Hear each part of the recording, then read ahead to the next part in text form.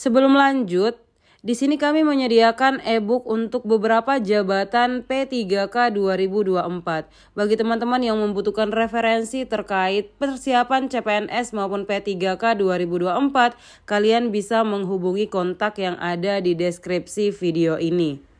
Di sini tersedia beberapa formasi ataupun jabatan P3K maupun CPNS 2024. E-book ini juga dilengkapi dengan tryout serta materi penunjang yang akan membantu teman-teman mempersiapkan diri dengan maksimal untuk bisa lolos menjadi CASN tahun 2024.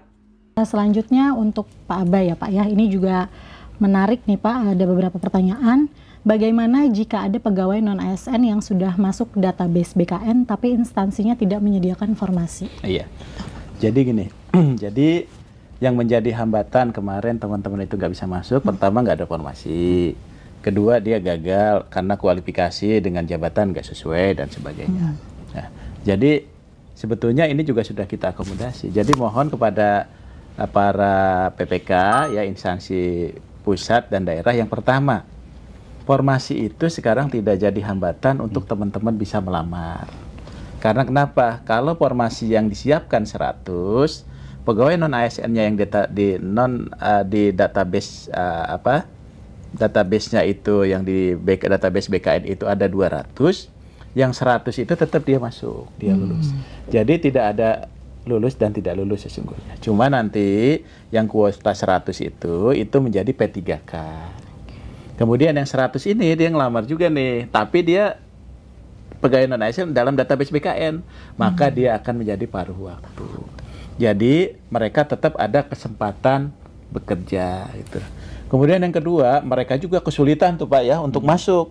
Sekarang itu tinggal diinjek, tinggal submit saja. Nah, dulu harus ketik masuk satu-satu, sekarang tuh enggak. Saking kita Permudah ya Pak? Permudah ya Pak ya. Kemarin kan alasannya karena salah klik lah, akhirnya nggak dapat. Sekarang ini boleh daftar, tinggal dicari namanya, di sini ada nama Tiwi, jabatannya apa. Oh ternyata nggak ada semua nih, ada jabatan layanan operasional atau apa gitu. Tinggal klik masuk semua.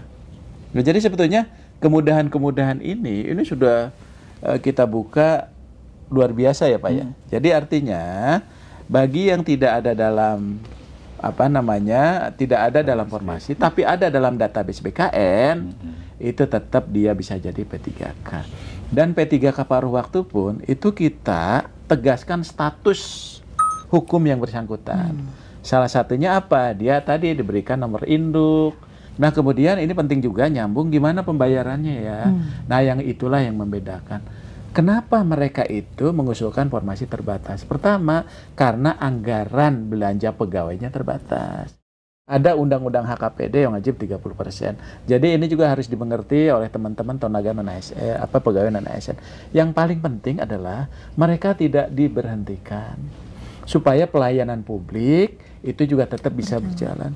Apalagi guru, tenaga kesehatan, nah itu harus tetap jalan gitu ya. Nah makanya nanti tetap akan dibayarkan sebagaimana surat Bu Menpan bahwa anggaran tetap harus disiapkan. Jadi nggak usah khawatir. Jadi Bu Menteri sudah menghimbau kepada seluruh kementerian lembaga termasuk Pemda menyiapkan anggaran bagi tenaga atau pegawai non ASN. Yang kedua itu diperkuat dengan rakor kita Pak, dengan Pak Mendagri. Jadi dengan Pak Mendagri itu, Pak Mendagri juga menyiapkan surat dan memberikan panduan ini loh, kalau dia paruh waktu bisa dibayar dengan mata anggaran ini. Dan suratnya juga sudah disampaikan. Tapi di sisi lain juga ada penegasan di dalam surat Pak Mendagri, jangan lagi mengangkat pegawai non ASN setelah Undang-Undang 20 2023. Dan Pak Mendagri tegaskan kalau masih mengangkat maka akan dikenakan sanksi sesuai ketentuan peraturan perundangan dan sesuai kewenangan Bu Menpan dan Pak Mendagri. Nah itu yang paling penting untuk teman-teman non-ASN ya. Iya Pak, mungkin